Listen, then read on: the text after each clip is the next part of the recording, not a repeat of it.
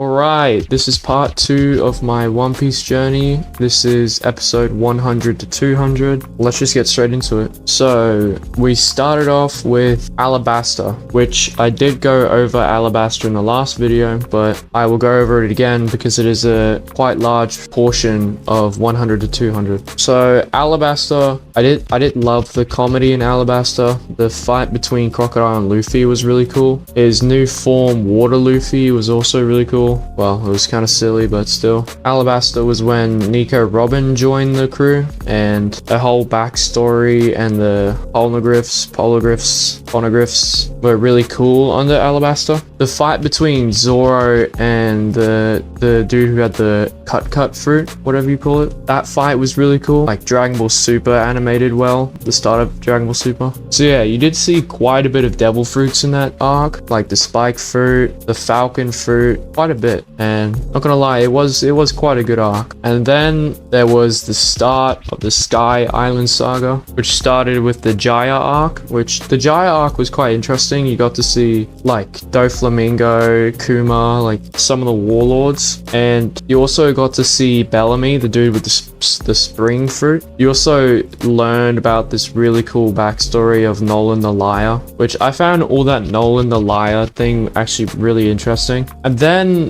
we go to Skypiea, which the start of Skypiea, I also did really like the new introduction to the dials. The dials was so interesting, and the people with the 4 ordeals would use the dials instead of devil fruits, which was a good spin on it. The dials were like the impact dial, the breath dial, the flame dial. It was really cool, and I liked how Usopp used all of these dials on his own work.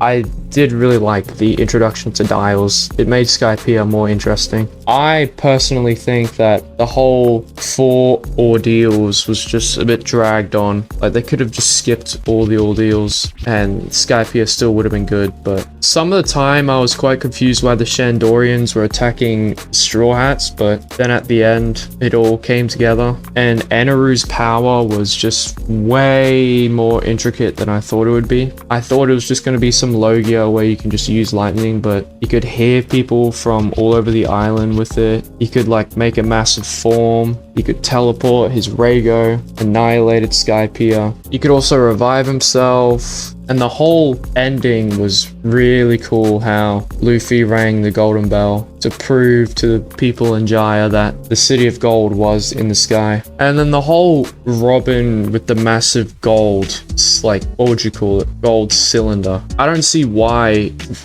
they just couldn't get some smaller portion. I know Zoro at that point probably can't cut through gold, but still, they just left all that gold behind. And yeah, Skypiea was a very, very long arc, and it did take quite a while to watch, but I'm not gonna say that it was entirely bad. But yeah, that's all from me from episode 100 to 200. If you want to follow my journey, you can subscribe, keep updated. I will be posting from 300 to 400, 400 to 500, 500 to 600, so on and so forth. So yeah, I'm currently watching Water 7. I'm quite excited for how it turns out, but until next time, I'll see you sexy schmoes in the next one.